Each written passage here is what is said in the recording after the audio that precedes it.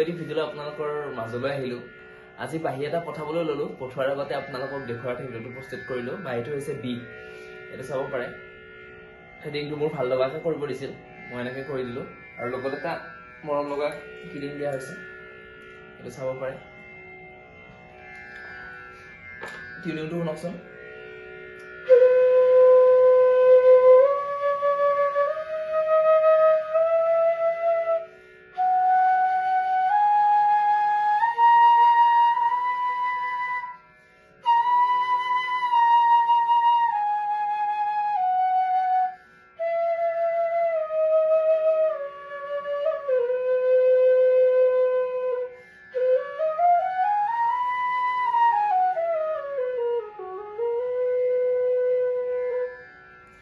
টিউনিংটো শুনিলে ৱেল টোন হয়